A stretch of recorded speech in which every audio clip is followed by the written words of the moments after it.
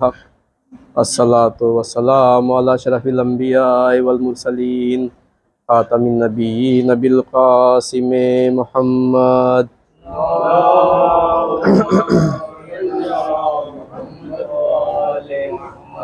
وعلی آلہ الطیبین الطاہرین المعصومین ولعنۃ اللہ علی اعدائہم اجمعین من یومنا ھذا الی یوم الدین اما بعد فقد قال اللہ تبارک و تعالی فی القرآن الکریم بسم اللہ الرحمن الرحیم ان الدین عند اللہ الاسلام صلوات پڑھیں محمد علیہ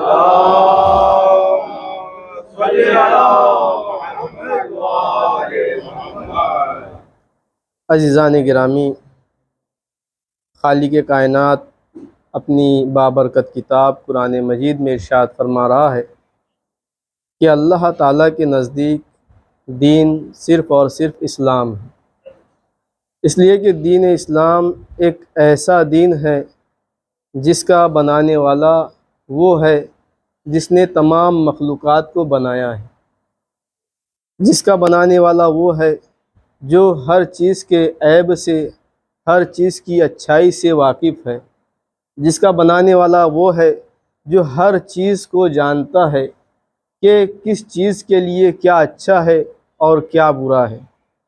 جب ہم انسان اپنے اعتبار سے قانون بناتے ہیں تو ہم پہلے یہ دیکھتے ہیں کہ ہمارا فائدہ کیا ہے، ہمارا اس میں کیا فائدہ ہے، تو ہم اپنے اعتبار سے اس قوانین کے وضع کرتے ہیں۔ لیکن خالق کائنات خداوند عالم نے جو بھی قوانین بنائے ہیں وہ انسان کے اعتبار سے بنائے ہیں کہ انسانوں کے لیے کیا اچھا ہے، انسانوں کے لیے کیا برا ہے۔ لہٰذا جو دین اسلام کے قوانین ہیں، جو دین اسلام کی باتیں ہیں، وہ صرف اور صرف انسان کے فائدے کے لیے ہے۔ کبھی کبھی یہ ہوتا ہے کہ ظاہری اعتبار سے، ظاہری طور پر جو دین اسلام کے قوانین ہیں وہ انسانوں کو برے نظر آتے ہیں، خراب نظر آتے ہیں، کہ انسان یہ سوچتا ہے کہ انسان اس قانون پر عمل کر کے پستی کی طرف جا رہا ہے، انسان اس قانون کی طرف عمل کر کے نیچے جا رہا ہے اور وہ پیچھے چلا جا رہا ہے، گزرے ہوئے زمانے میں چلا جا رہا ہے۔ انسان اپنے اعتبار سے دیکھ رہا ہے کہ یہ جو قانون ہے یہ میرے فائدے کا نہیں ہے، لیکن خالق کائنات نے جو قرآن مجید کو نازل کیا ہے وہ صرف ایک زمانے کے لیے نازل نہیں کیا کہ جو زمانہ رسول اللہ صلی اللہ علیہ وآلہ وسلم کا تھا،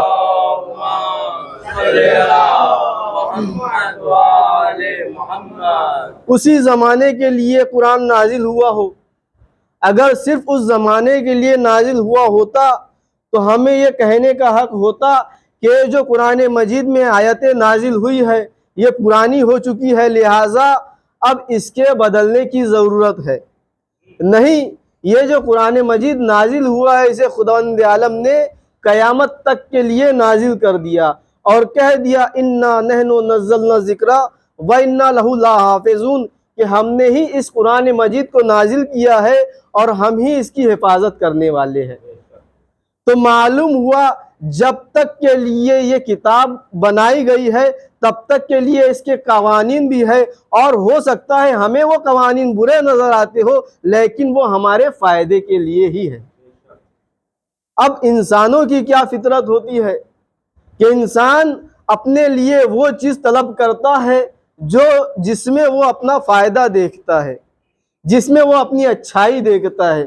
یعنی جب ہم نماز پڑھتے ہیں اور نماز کے بعد دعائیں طلب کرتے ہیں تو دعائیں بھی ہماری ایسی ہوتی ہے کہ ہمارا جو کام نہیں ہو رہا ہے ہم اسی کے لیے دعا کرتے ہیں کہ خدایا بحق محمد و آل محمد ہمارا یہ کام نہیں ہو رہا ہے لہٰذا ہمارا یہ کام ہو جائے۔ تو ہم اپنے اعتبار سے مانگ رہے ہیں کہ میرے پاس فلاں چیز نہیں ہے یہ بھی میرے پاس موجود ہو جائے، میرے پاس فلاں چیز نہیں ہے یہ بھی میرے پاس آ جائے۔ تو ہم اپنے اعتبار سے، اپنی ذات کے اعتبار سے مانگتے چلے جاتے ہیں، لیکن خالق کائنات وہی ہمیں عطا کرتا ہے جس میں ہماری فلاح اور بہبودیت ہوتی ہے۔ اب دیکھیے، مان لیجئے کہ ایک چھوٹا سا بچہ ہے، سردی کا زمانہ ہو، سردی کے زمانے میں وہ آپ سے ٹھنڈا شربت مانگے، ٹھنڈا شربت طلب کرے۔ اب یہ ماں باپ جانتے ہیں کہ ٹھنڈا پانی دے دینا بچے کے لیے زہر کا کام کرے گا۔ اگر اس نے ٹھنڈا پانی پی لیا ہو سکتا ہے اسے سردی ہو جائے، زکام ہو جائے، نیمونیا ہو جائے، بچہ ہلاک ہو جائے۔ تو بچہ ہے، بچہ اپنا فائدہ دیکھ رہا ہے کہ مجھے ٹھنڈا شربت اچھا لگے گا، لیکن یہ ماں باپ جانتے ہیں کہ ٹھنڈا شربت دے دینا اسے ہلاکت تک پہنچا دینے کا سبب بن سکتا ہے۔ تو اب اگر آپ نے فرط محبت میں آ کر اسے ٹھنڈا پانی دے دیا تو کیا بچے کو کوئی غلط کہے گا؟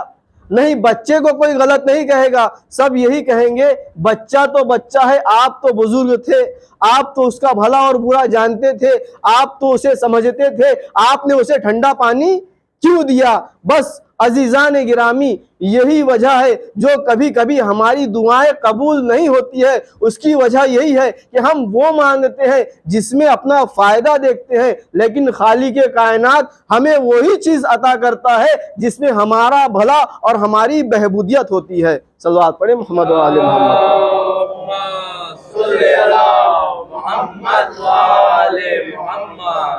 لہٰذا خداوند عالم نے جو دین اسلام کے قوانین کو بنایا ہے وہ صرف اور صرف ہماری بھلائی کے لیے ہے، ہماری اچھائی کے لیے ہے۔ ہو سکتا ہے ایک وقت کے لیے وہ ہمیں برا نظر آئے لیکن وہ قیامت تک کے لیے اچھا ہے۔ صلوات پڑھیں محمد و آل محمد۔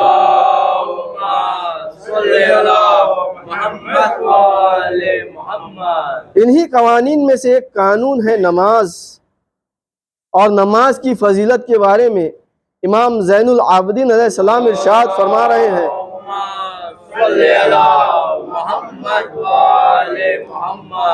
جان لو نماز کا حق یہ ہے کہ نماز بارگاہ الہی کی طرف رجوع ہے اور تم نماز میں اللہ کے سامنے کھڑے ہو۔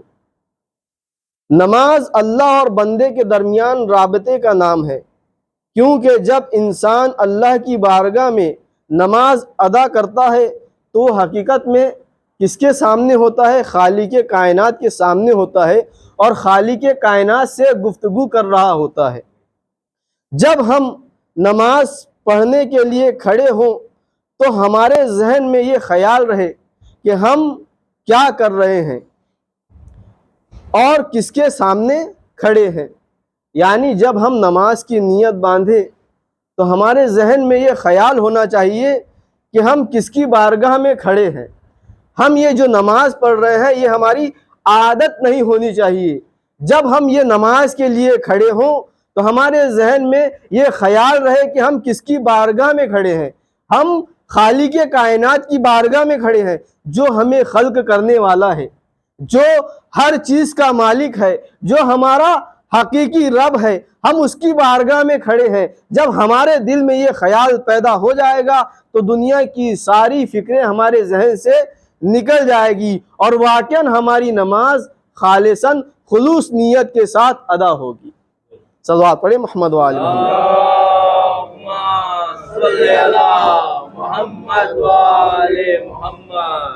ایک اور حدیث میں امام محمد باقر علیہ السلام ارشاد فرماتے ہیں،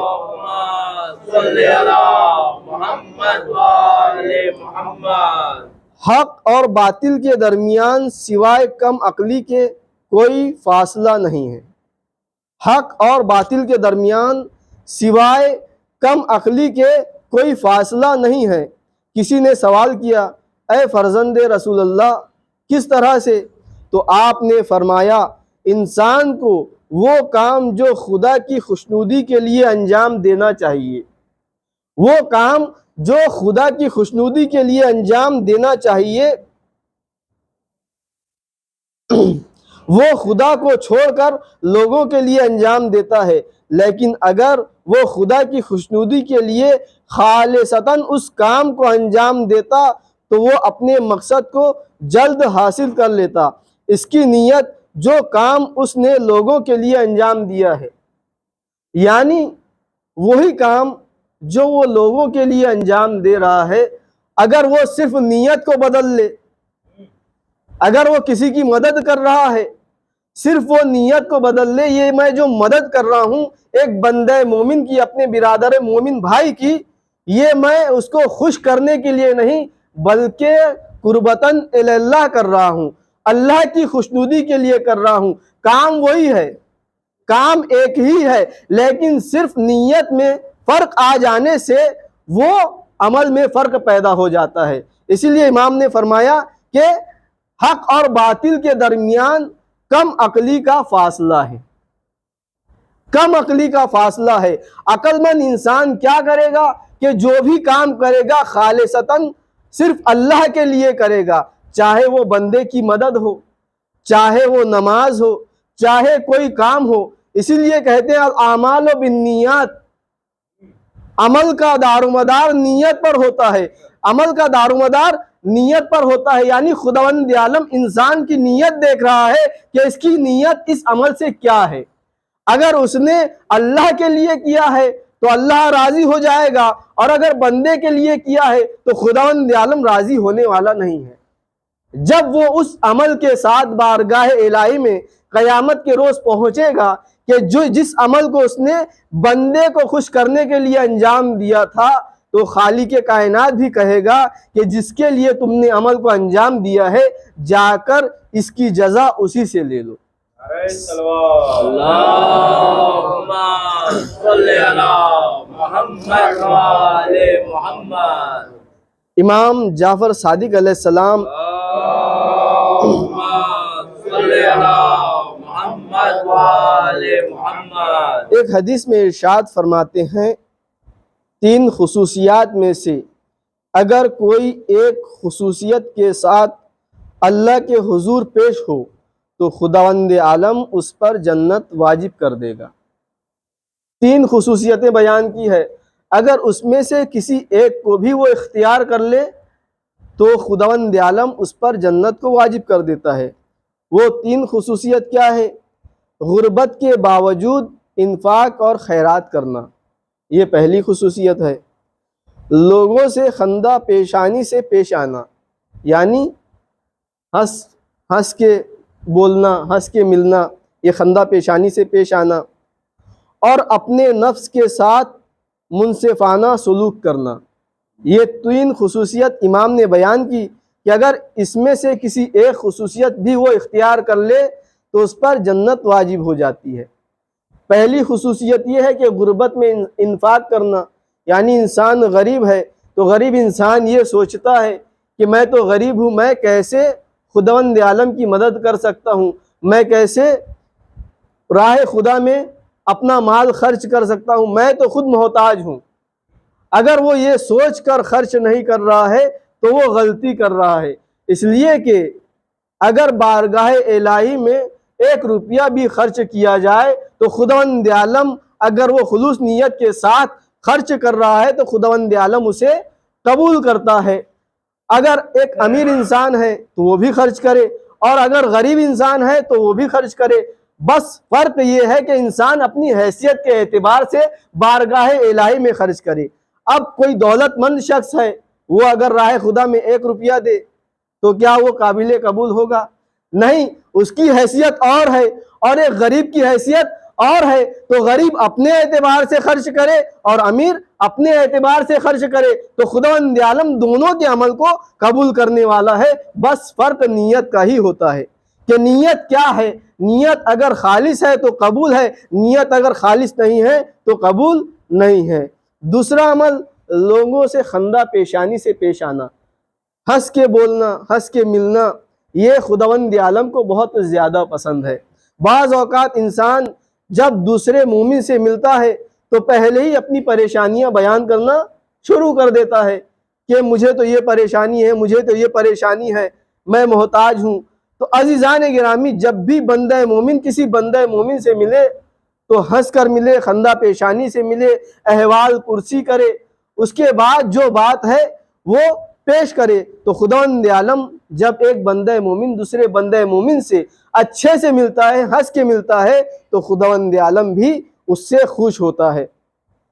اور تیسری خصوصیت ہے اپنے نفس کے ساتھ منصفانہ سلوک کرنا۔ اپنے نفس کے ساتھ منصفانہ سلوک کرنا یعنی کیا مطلب؟ یعنی جو اپنے لیے پسند کرے وہ اپنے بھائی برادر مومن کے لیے بھی پسند کرے، جیسی چیز اسے پسند ہے ویسی ہی چیز اپنے مومن بھائی کے لیے بھی پسند کرے۔ اب ہوتا یہ ہے معاشرے میں کہ انسان جب انفاق کے لیے کھڑا ہوتا ہے، راہ خدا میں خرچ کرنے کے لیے کھڑا ہوتا ہے، غریبوں کی مدد کے لیے کھڑا ہوتا ہے، جب وہ دکان میں جاتا ہے انفاق کے لیے، کوئی سامان خریدنے کے لیے، غریبوں کی مدد کے لیے، تو دکاندار بھی ایک مرتبہ پوچھتا ہے کہ کس لیے چاہیے؟ اس لیے کہ جب مدد کے لیے کوئی چیز خریدنے جاتا ہے تو مقدار زیادہ ہوتی ہے، تو لہٰذا دکاندار بھی پوچھتے ہیں کس لیے چاہیے، بانٹنے کے لیے چاہیے یا آپ کے خود کے لیے چاہیے؟ جب بانٹنے کے لیے کہتا ہے تو دکاندار بھی 2-3 طرح کی کوالٹی والا مال نکالتا ہے کہ یہ بھی ہے، یہ بھی ہے، یہ بھی ہے۔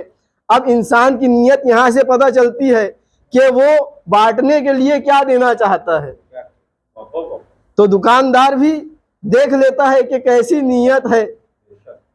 اگر وہ بانٹنے کے لیے کم قیمت والا خرید رہا ہے یعنی جو اسے پسند نہیں ہے، صرف بانٹنے کے لیے ہے، دے دیا بندہ مومن کو، تو یہ بارگاہ الہی میں قابل قبول نہیں ہے، یہ اپنے نفس کے ساتھ انصاف نہیں ہے۔ پہلے دیکھیے کہ آپ کے نفس کو کون سی چیز پسند آتی ہے، کس قیمت والی آپ کو پسند آ رہی ہے، آپ کی حیثیت کیا ہے، اپنی حیثیت کے اعتبار سے پہلے چیزوں کو پسند کیجئے، اس کے بعد بندہ مومن کو وہ چیز تقسیم کیجئے، اس کے بعد آپ نے اپنے ساتھ، اپنے نفس کے ساتھ انصاف کیا۔ اللہم صلی علی محمد وآل محمد۔ یہ ہے اپنے نفس کے ساتھ انصاف کرنا، جو اپنے لیے پسند کرے وہ اپنے بھائی برادر مومن کے لیے بھی پسند کرے۔ صلوات پڑھیں محمد وآل محمد۔ اللہم صلی علی محمد وآل محمد۔ تو یہ 3 خصوصیتیں امام نے بیان فرمائی ہے، اگر اس میں سے انسان مومن کوئی ایک کو بھی اختیار کر لے تو خداوند عالم اس پر جنت کو واجب کر دیتا ہے۔ وصلی علی محمد وآل الطیبین الطاہرین المعصومین۔ خدایا